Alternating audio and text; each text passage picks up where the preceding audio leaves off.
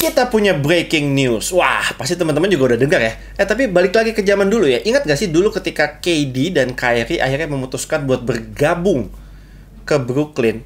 Itu mereka berdua pernah bilang tuh, pas lagi di interview, mereka bilang, kita tuh nggak butuh pelatih kok. Yeah, we don't need a coach. Keinginan mereka terwujud karena berita semalam adalah Steve Nash akhirnya nyerah. Gue gak mau bilang dipecat, tapi Steve Nash nyerah udah. Steve Nash dan Brooklyn Nets akhirnya sudah sepakat untuk tidak melanjutkan kerjasama mereka, dan Steve Nash mundur as a head coach dari Brooklyn Nets. Dan kemarin tuh kalau nggak salah jam berapa ya, jam 12 malam tuh gue udah ngantuk banget, gue udah mau tidur, tiba-tiba notifikasi handphone gue bunyi gitu, ting ting ting ting.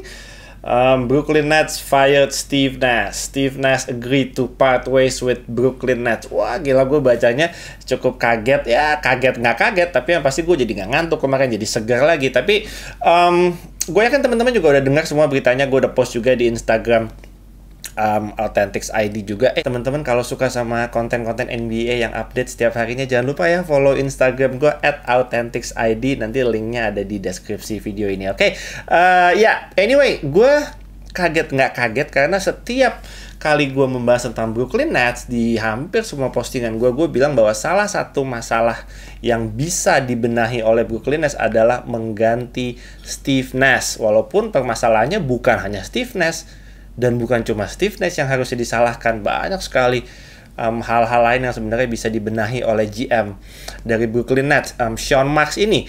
But anyway, gue akan membahas tentang Steve Nash sedikit ya. Dia udah menjabat 2 musim lebih dikit, 2 musim lebih 1 bulan berarti ya.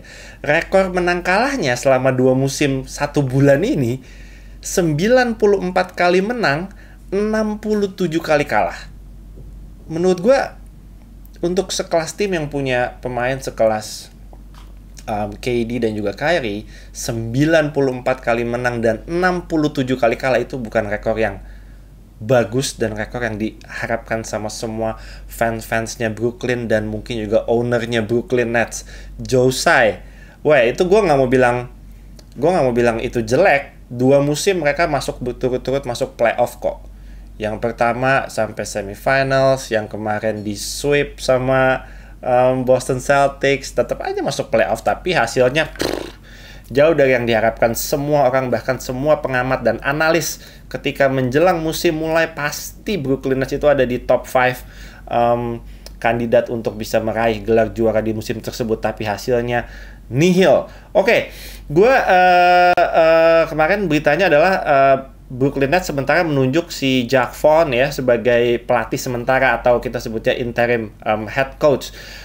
Dan ada omongan bahwa nanti rencananya yang menggantikan Steve Nash adalah Ime Udoka. Nanti kita bahas di akhir video juga. Tapi ngomongin tentang Steve Nash, gue mau membacakan statement dari GM mereka ya, Sean Marks, dan gue harap teman-teman bisa mendengar statement ini yang menurut gue statement ini dibuat dengan sejujur-jujurnya sih ya. Ini gue udah terjemahkan. Kira-kira statementnya bunyinya seperti ini.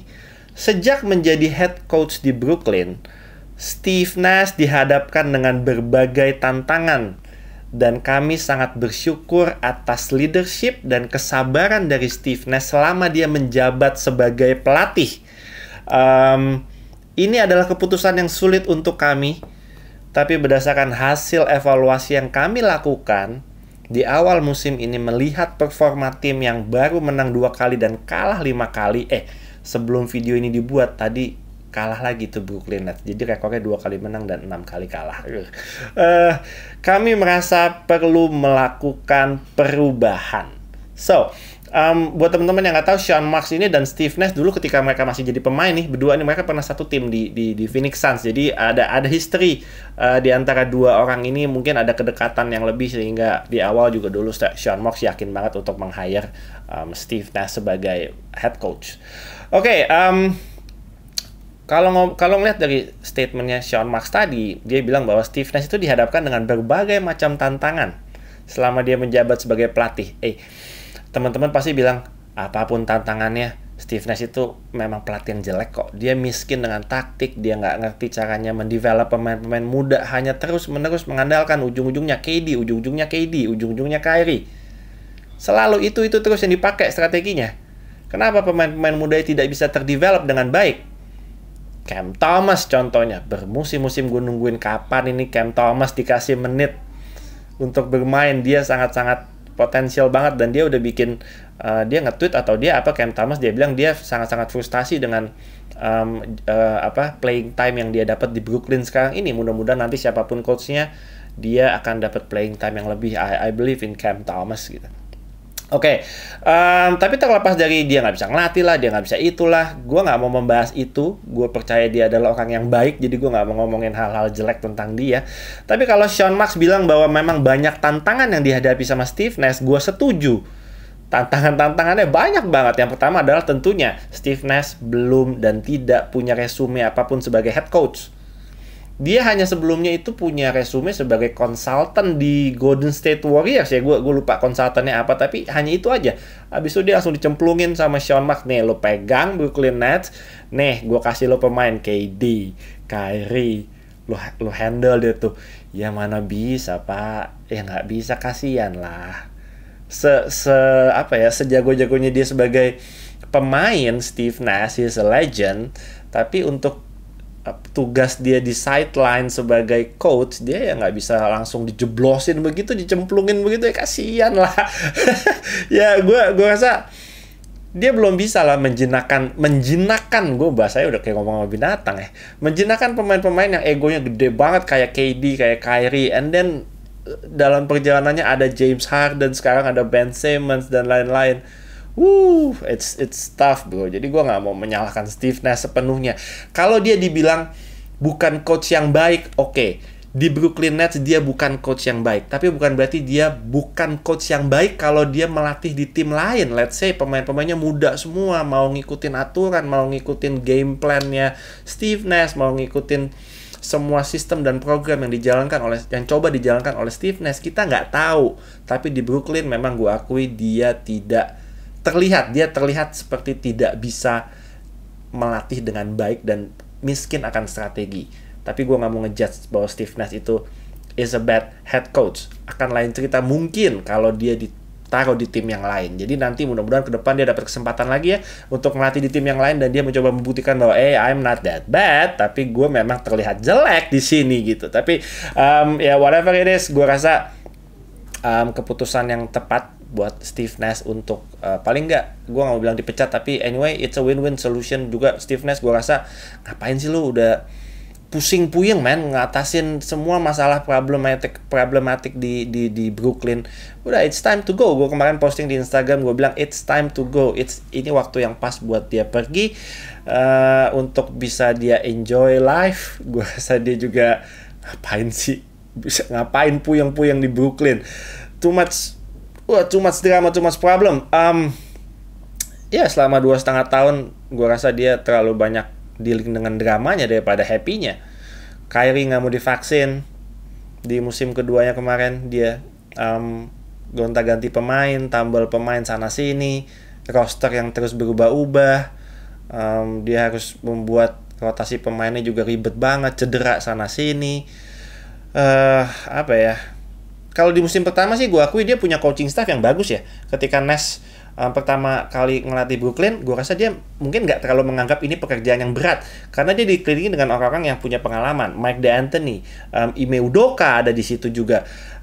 Tapi di musim keduanya tuh kemarin kelihatan dia udah puyeng deh, dia sendirian tuh udah kayak nggak jelas gitu ya, ngomong harus ngapain, dia udah puyeng.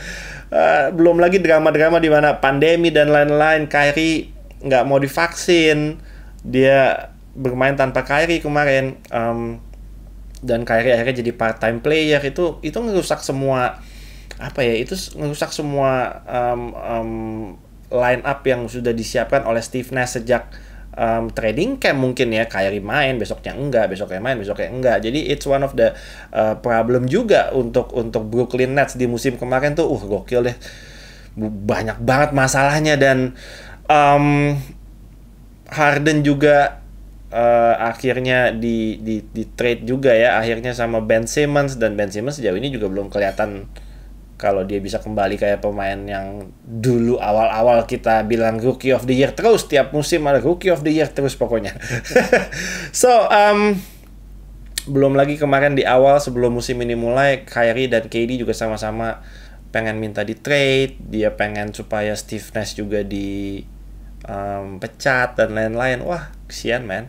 Gue lebih banyak kesiannya daripada bilang yang mampus lo Steve, emang lo nggak bisa ngelatih, bodoh lo dan lain. Enggak, gue sih lebih banyak kesiannya sih, dia dijudge oleh sekian banyak orang dan pengamat dan analis bahwa dia tidak bisa melatih, sementara memang secara tim, secara internal organisasi ini menurut gue amburadul dan terlalu banyak dramanya gitu. Jadi gue sih nggak kesian sama Steve Nash, gue malah happy buat dia gitu. Oke. Terlalu banyak what if ya kalau ngomongin Steve Nash dan 2 tahun dia bersama Brooklyn, terlalu banyak what if, karena salah satu what if-nya adalah apa yang terjadi kalau KD ketika di playoff 2 tahun lalu lawan Milwaukee Bucks, kakinya itu keluar sedikit dari garis 3 point dan akhirnya Brooklyn Nets bisa menang Game 7 ngalahin Milwaukee Bucks. Apakah mereka bisa ke final? Apakah mereka bisa juara? What if Harden nggak cedera hamstring? What if Kyrie mau divaksin dan dia bermain full musim? What if? Terlalu banyak what if. Itulah yang terjadi dengan Steve Nash dan Brooklyn Nets. Ya udahlah, sekarang sudah berlalu. Biarkan Steve Nash pergi dengan happy, biarkan Brooklyn Nets melanjutkan drama-dramanya dengan siapapun nanti coachnya. Memang isunya akan diambil alih oleh Ime Udoka, tapi gue belum berani ngomong panjang lebar sebelum officially ada statement yang bilang bahwa Ime Udoka resmi menjabat sebagai coach Brooklyn Nets selanjutnya menggantikan Steve Nash. Jadi gue akan masih menunggu berita officialnya nanti. Tapi seperti kita ketahui, gue mau bicara sedikit aja tentang Ime Udoka. Ime Udoka pernah di Brooklyn Nets dan kita tahu kemarin dia berhasil membawa Boston Celtics sampai NBA Finals.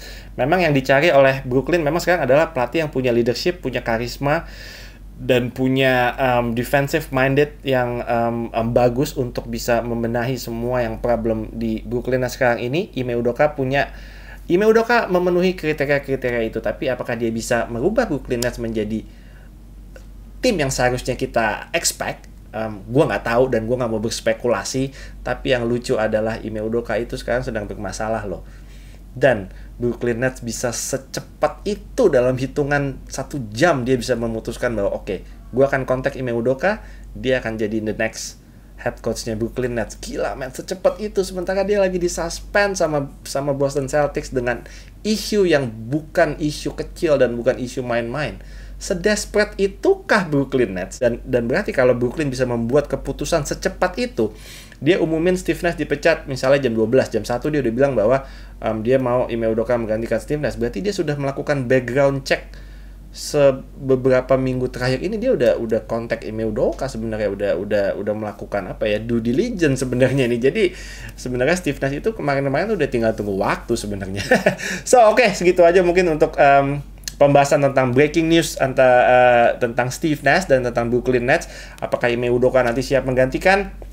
Kita tunggu berita yang lebih official lagi. Oke, that's it for breaking news hari ini. Kita akan jumpa di breaking news yang akan datang. Mudah-mudahan semakin banyak breaking news yang kejutan-kejutan yang keren-keren pastinya. Oke guys, I'll see you guys on the next episode.